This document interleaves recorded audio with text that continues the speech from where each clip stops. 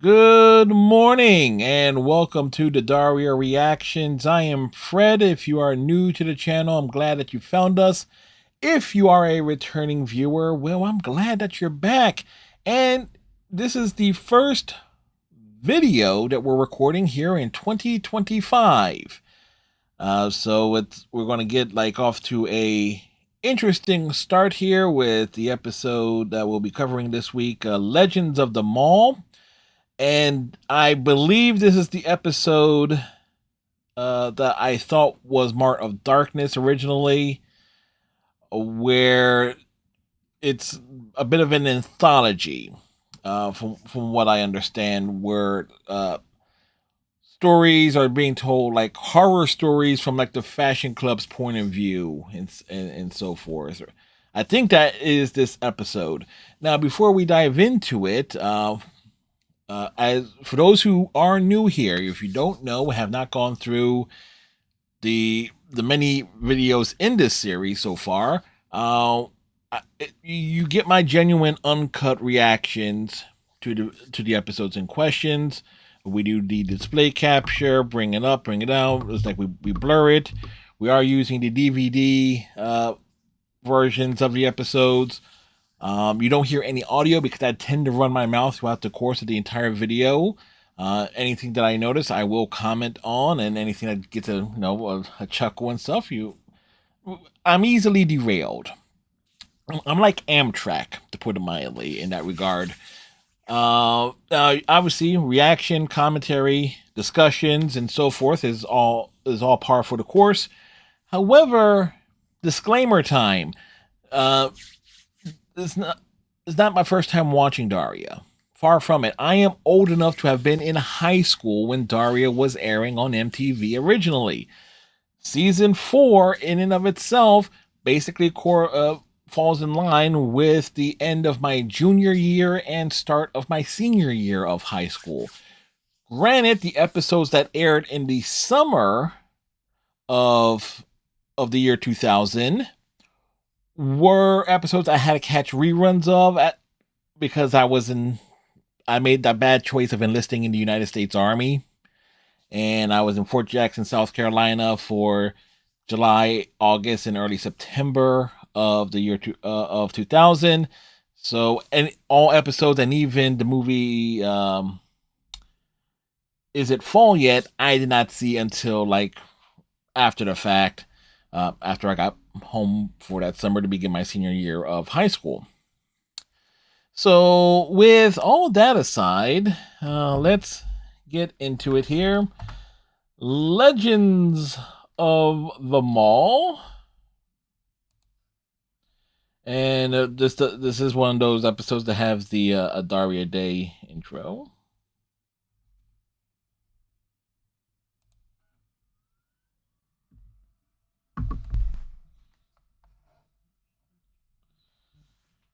That is a horrifying look for both Daria and Jane for the Daria Day intros.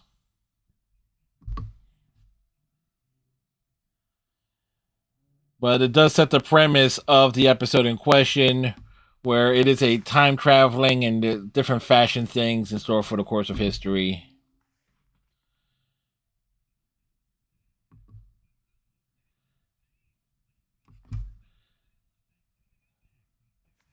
Uh, yes, it would make sense if it was Judy Garland. Or anybody, if there was a live action version of Snow White that was made before the year 2000. The coloring on this episode is a bit washed out, actually. And this is another case where if they're zooming in on the characters and doing a bit of close up, it's not. Daria is basically a couple centimeters up from the bottom of the frame.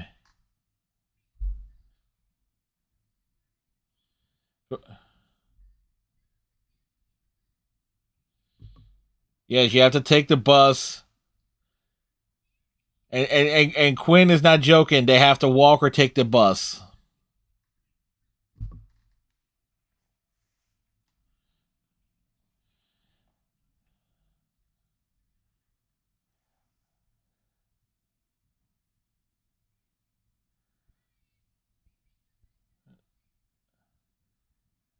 Yeah, yeah.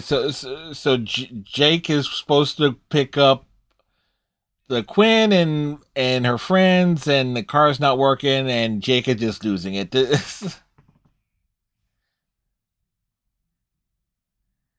Yes, he is. He is going to start losing for looking for wiretaps. Wait, yeah, and Daria doesn't have her own car yet. So Daria can drive, but she doesn't have her own car, which is weird.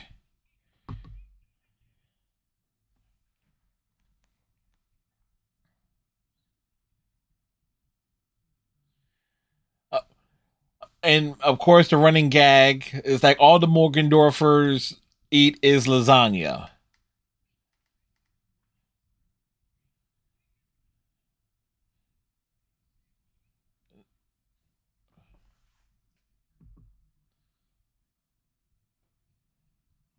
Oh wow! It, oh oh wow! They're being thrown off the bus in the middle of nowhere.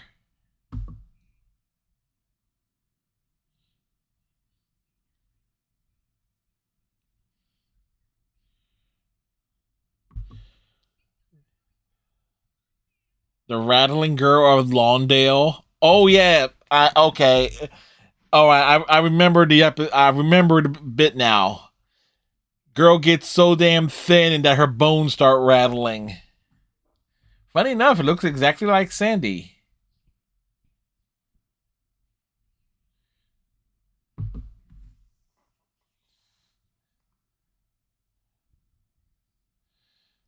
The six, the late '60s version designs for the characters is actually quite cute.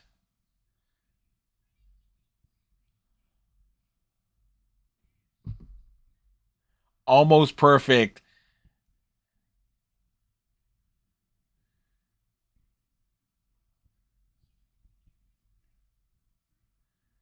Yeah, if you wanted to go on a montage of seeing Sandy in different, not Sandy, yeah, Sandy in different outfits, it certainly works.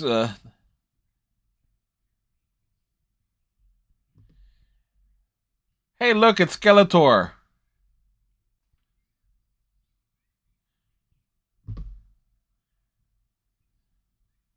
Again, it has to be an excuse because of all the designs that would do that would be shown in the credit sequence and actually make use of those designs in an episode sense. It actually makes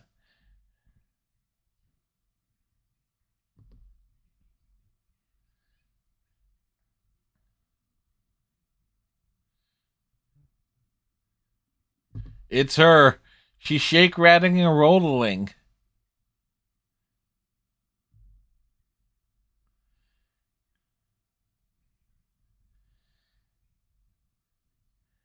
I do think they missed an obvious joke here of setting it 1968 instead of 1969.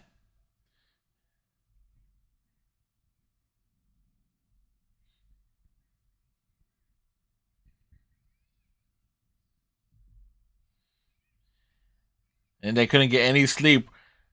Yeah, that's the like it wasn't them trying to go to sleep. They were hitting that Mary Jane.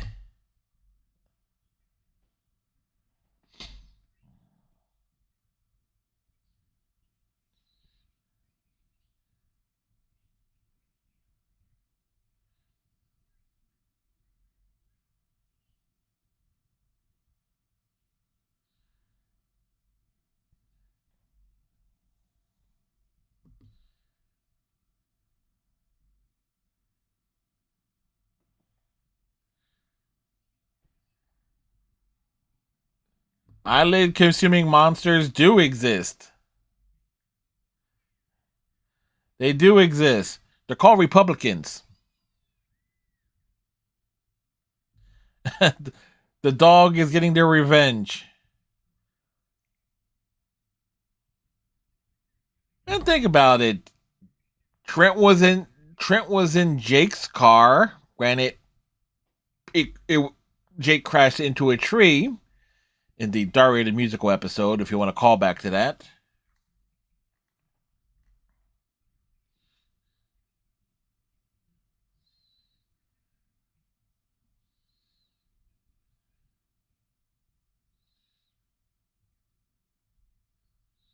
Tell the story, Trent. Tell the story. What's that smell in that car? And I've been saying it all season, throughout season 4. I don't like the sliding commercial break bumpers. I miss the slow motion ones.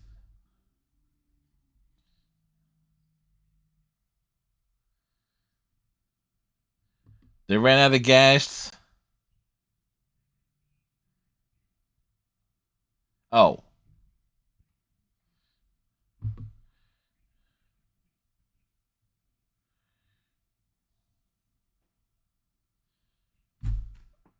oh, horror story from Trent.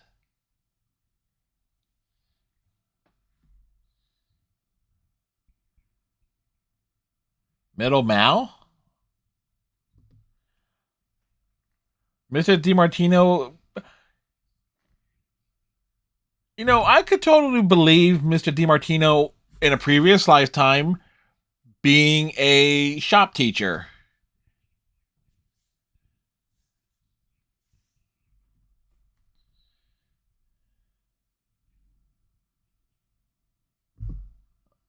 Grinded this, and be,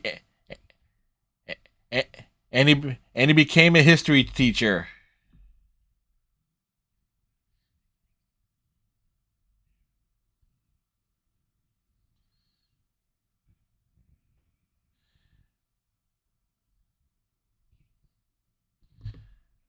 The owl and the little glass jar thing for some sort of alarm clock combination.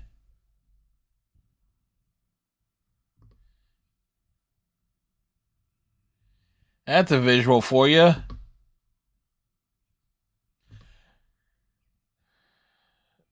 Mr. O'Neill as a dentist. There is a horrifying image.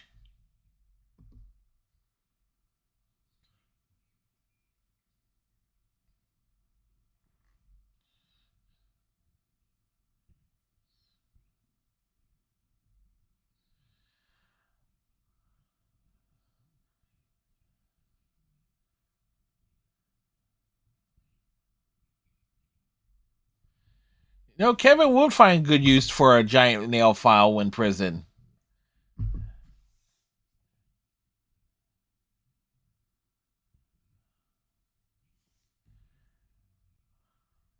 Oh, no, Mr. DiMartino, no matter what form he's in, is always driven mad by the Kevin equivalents.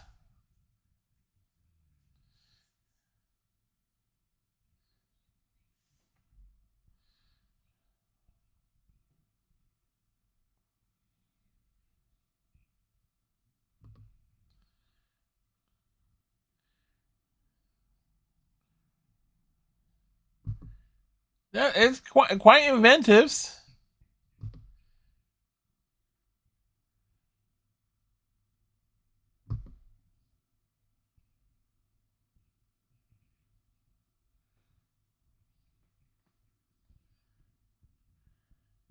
Oh wow, he picks up radio signals off his teeth quite literally.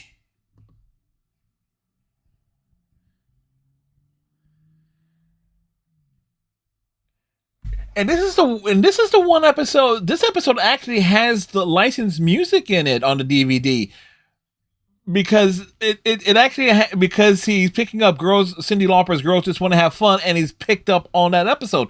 So on the DVD box set, it's the one episode that actually has a licensed track in it because it's part of the story. That's nuts. That's a great look for Britney, by the way.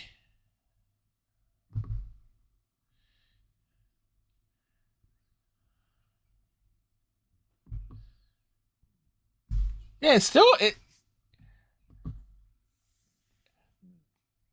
the radio is off.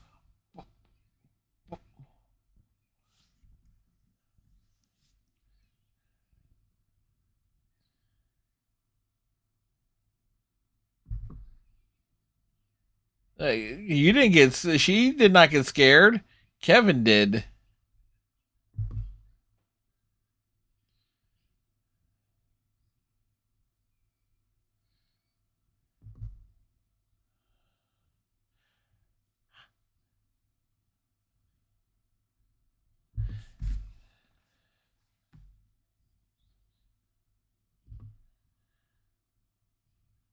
So where did Mr. DiMartino's equivalent shop went?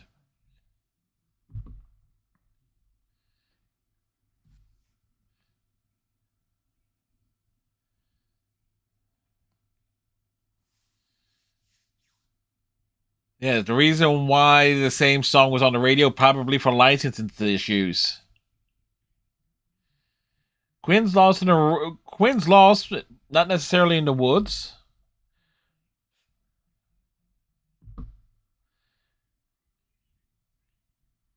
That's a horrifying place.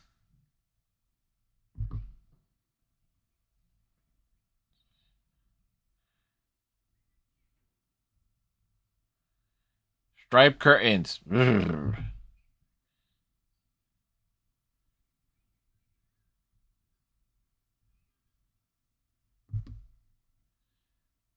What's wrong with the carport?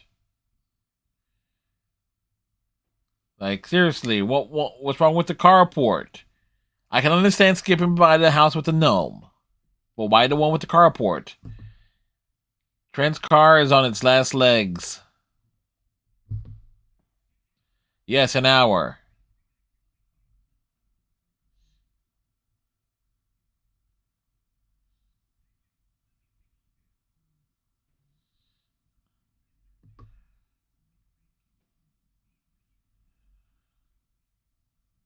Which house?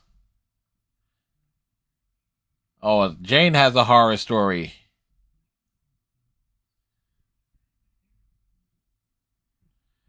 So the 60s, 80s, and now 50s. And we got the Morgendorfers in the 50s.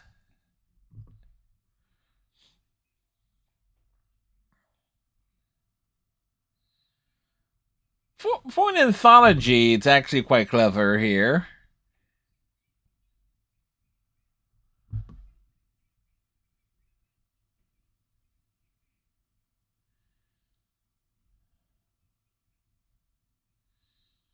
Yeah, you gotta think about the fallout.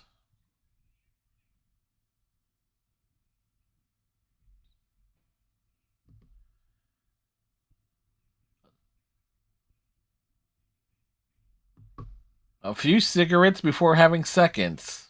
All right.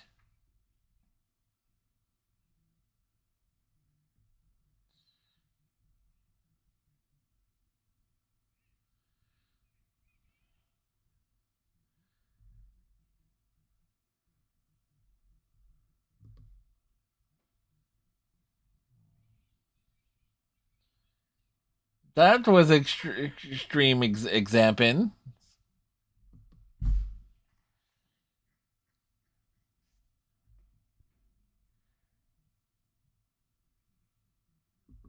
You know, it's like when the Cold War is, you're hoping for for the nuke to drop.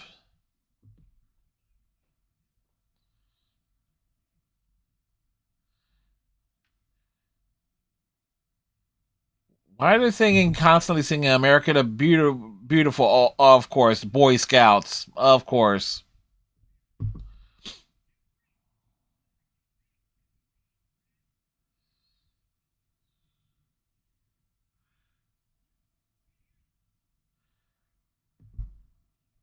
'50s version of Principal Lee and Mrs. Branch. That's that's peculiar.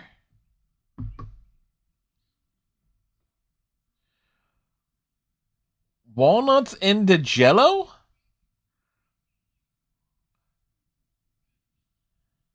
And you want to go that's the 1950s Mrs. Branch because you talk about meeting the right man and being happy about it. So it's like, geez. She went down into the bomb shelter.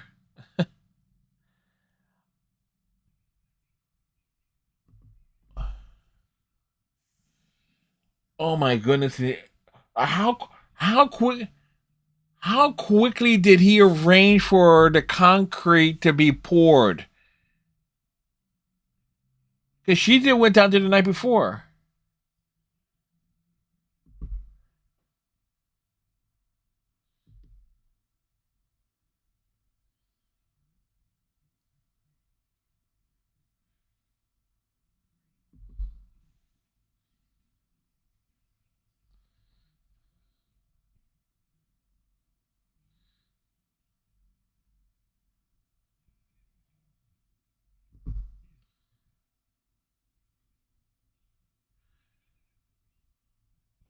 Oh wow, that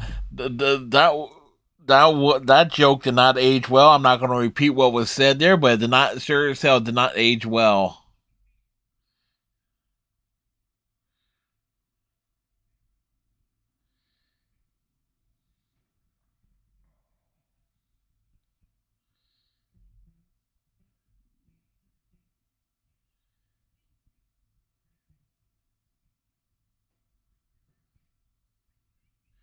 Wow, 60s up, Chuck.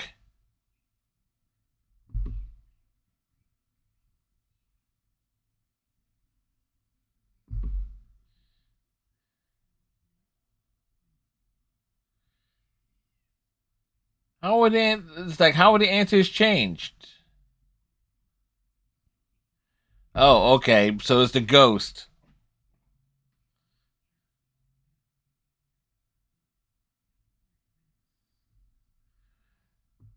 Hey, don't mess with a ghost, and don't fill up bomb shelters on a whim.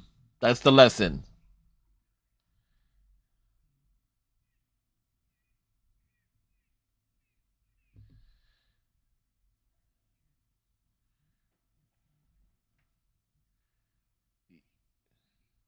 It is. Yes, it's you and some people. Don't you win 2 blocks?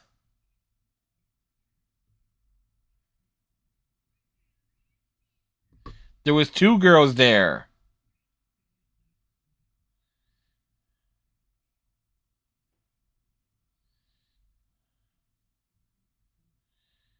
Yeah, like his trench card is not going anywhere. No one's gonna steal it. Hey, look, lasagna too.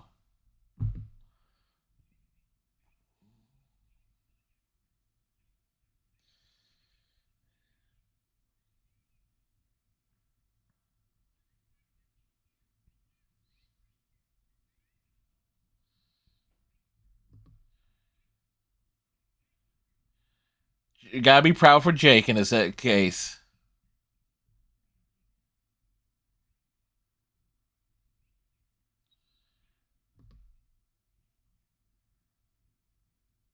Helen ran into the teeth of the shop teacher.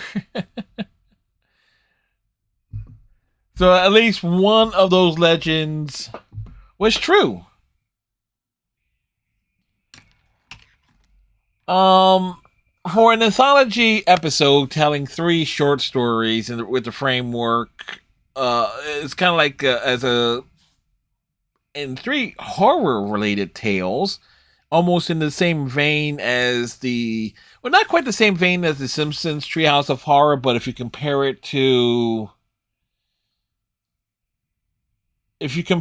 some of the anthology episodes that was done with the Simpsons, where they did like the Bible tales, did the Simpsons do one on Greek myths? I think so, with Obesius. I know what I said. Um, but in one regards, this Legends of the Mall certainly exists as a way to actually put the because at the end of every episode of Daria, they had like the credits that would show on like the right hand side of the screen, and on the left hand side of the screen, they will show like all the individual characters in different attires and costumes and stuff from like different eras and genres of films and so forth. So at different points in time that you would see some characters depicted as they would be in like in the 60s, 70s, 80s, 50 styles attire. So to have, to actually make use of those designs that would have, for lack of a better term, be used for just like the end credit sequence uh, in an actual episode, pretty cute and clever. Putting all the characters in different but with all the characters pretty much acting like themselves, regardless of the era that they were in. In fact, the only characters that were kind of like out of character, like the were Mrs. Branch and the in the third segment, because we know that she is anti-man and is like anti like getting married, like, but being that stupid to being put in like a stereotypical like 50s Stepford housewife type role is definitely a sharp contrast to how she is normally. Uh, like the Fashion Club 60 representations were about right. Brittany and Kevin in segments 1, 2 were pretty much the same as they were. Mac was, you could argue Mac in segment 2 was a bit out of character with how he was depicted in the 80s of sorts. Uh,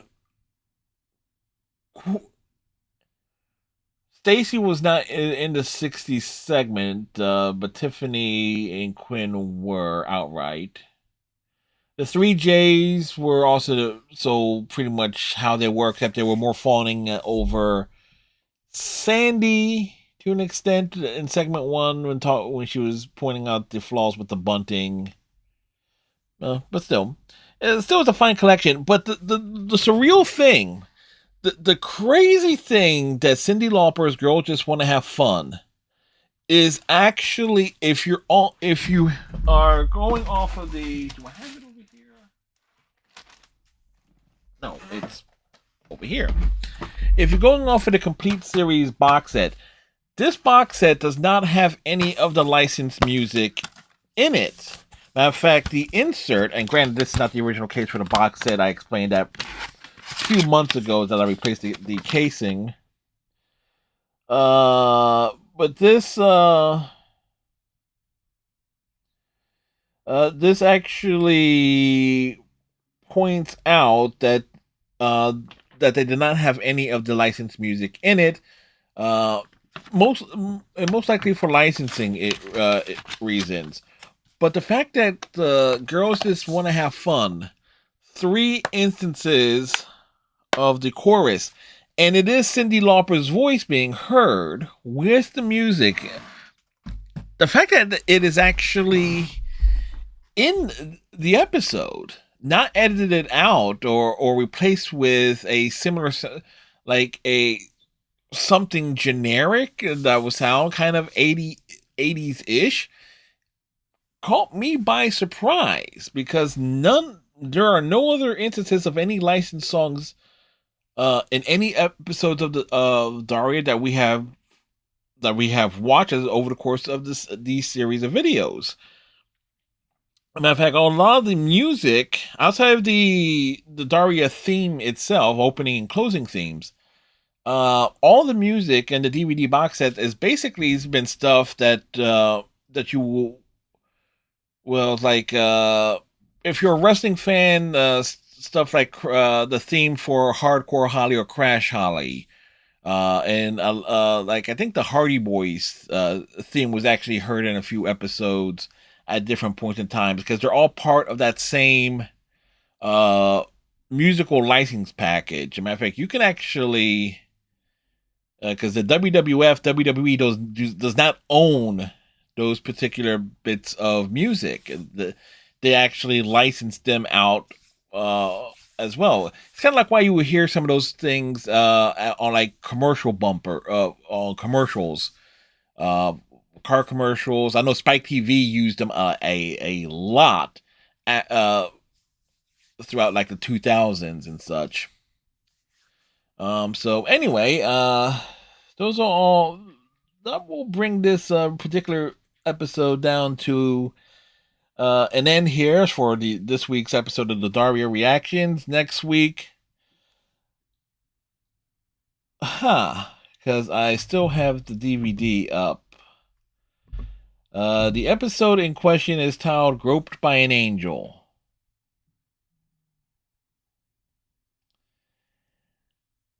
Well, the good news is we're down to like the final 3 episodes of season 4.